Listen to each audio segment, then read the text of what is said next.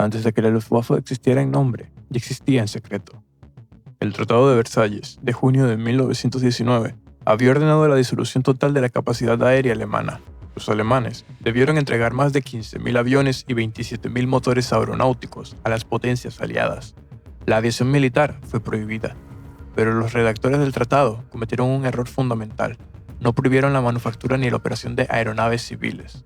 Esta omisión resultaría ser uno de los errores estratégicos más costosos del siglo XX. El general Hans von Seeckt, jefe del mando del ejército en el Ministerio de Defensa alemán, vio la grieta en el muro desde el primer momento. En 1920, apenas firmado el tratado, comenzó a crear dentro de su propio ministerio un pequeño grupo clandestino de oficiales regulares, dedicado exclusivamente a asuntos aeronáuticos. Entre los hombres que reclutó para ese grupo secreto estaban Hugo Sperle, Walter Weber y Albert Kesselring, nombres que décadas después comandarían flotas aéreas en la Segunda Guerra Mundial. Durante los años 20, mientras Alemania languidecía en la pobreza de posguerra, las grandes empresas aeronáuticas alemanas se consolidaban en silencio. Heinkel, Junkers, Dornier, Focke-Wulf y más tarde Messerschmitt desarrollaban aeronaves ostensiblemente civiles que en realidad sentaban las bases tecnológicas del futuro arsenal militar. En 1924, von Seeckt aseguró el nombramiento de un colaborador suyo para dirigir el Departamento de Aviación Civil del Ministerio de Transporte. A partir de ese momento, la aviación civil alemana se desarrolló bajo un control militar encubierto. El año 1926 vio el establecimiento de Deutsche Lufthansa, la aerolínea estatal alemana. Su presidente, Erhard Milch, supervisó el trabajo pionero en instrumentación de vuelo y radionavegación que convertiría a Lufthansa en la mejor aerolínea de Europa.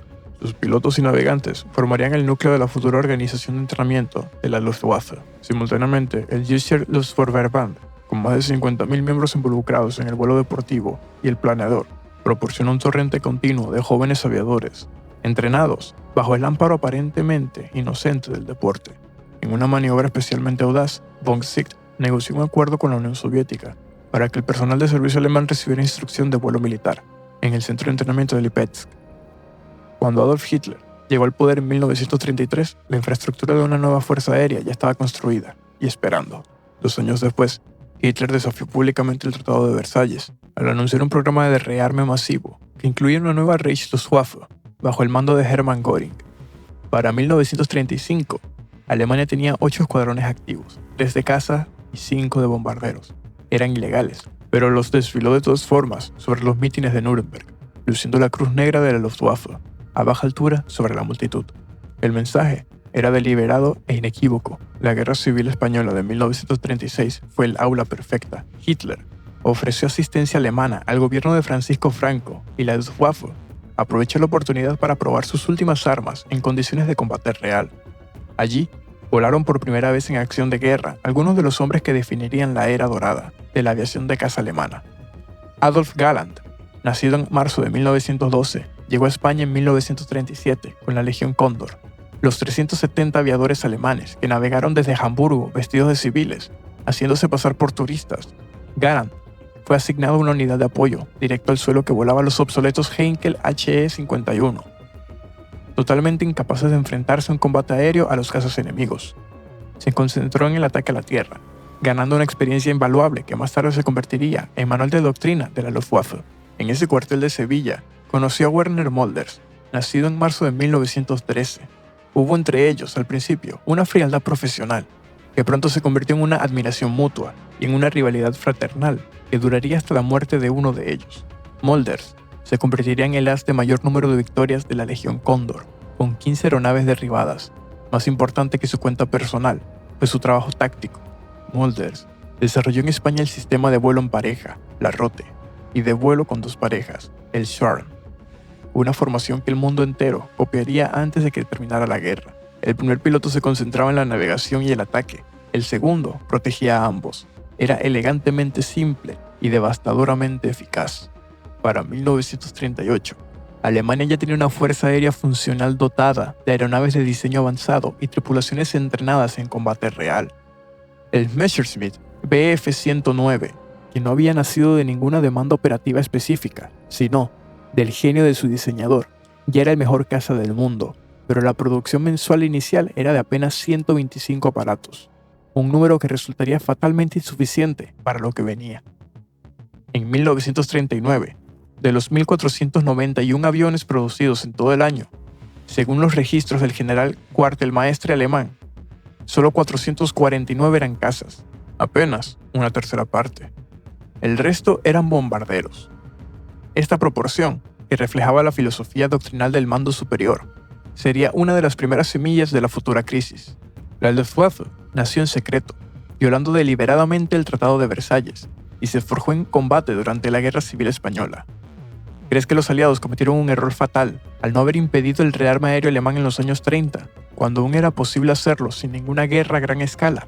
¿O consideras que la tecnología y la doctrina alemana eran tan superiores que de todas formas habrían alcanzado la supremacía aérea al comienzo de la guerra? Déjanos tu respuesta en la caja de comentarios.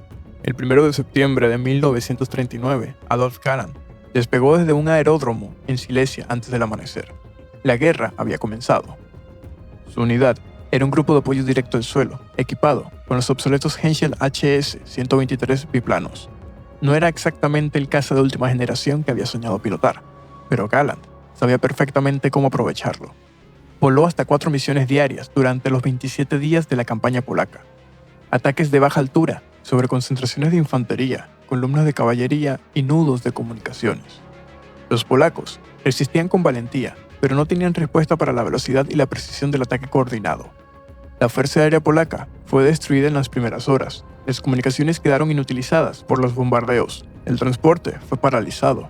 Los soldados polacos fueron desmoralizados por los Junkers Ju-87 Stuka, cuyas sirenas instaladas deliberadamente para amplificar el terror psicológico anunciaban la muerte antes de que los pilotos pudieran ver los aviones. Varsovia ardió.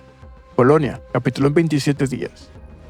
La Luftwaffe perdió 285 aviones en la campaña, un número que el mando superior no consideró preocupante, dado el éxito rotundo. Fue un error de cálculo que se repetiría en todas las campañas siguientes. La campaña de Francia y los Países Bajos comenzó el 10 de mayo de 1940.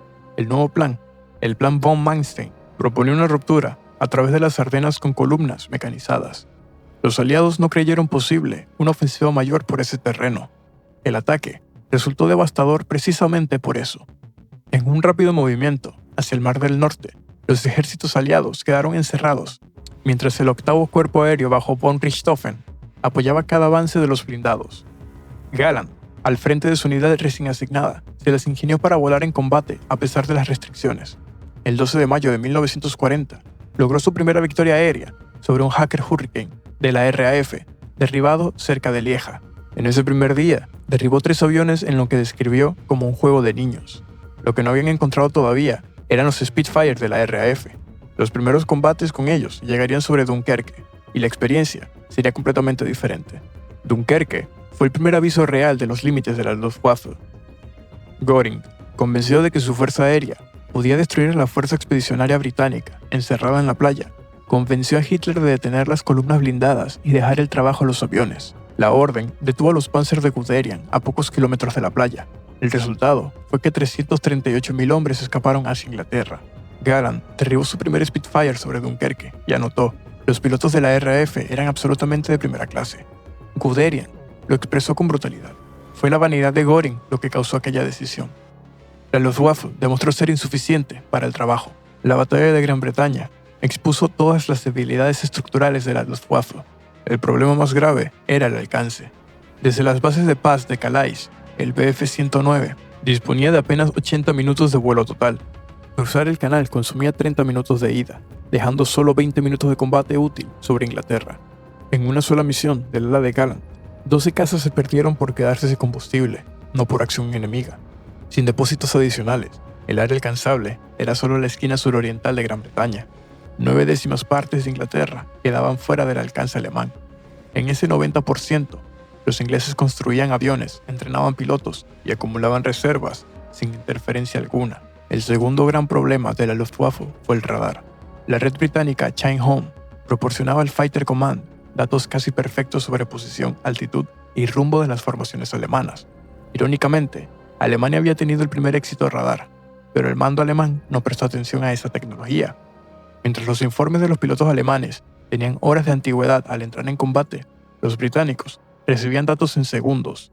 Galland lo resumió así: los pilotos alemanes dependían de sus propios ojos, los británicos del ojo del radar, infinitamente más viable y con mayor alcance. El cazador que ve a la presa primero tiene siempre la ventaja. El 22 de junio de 1941 comenzó la invasión de la Unión Soviética. La Luftwaffe desplegó 2/3 de su fuerza de combate en este frente, 2.475 aviones. Las primeras semanas confirmaron el optimismo alemán.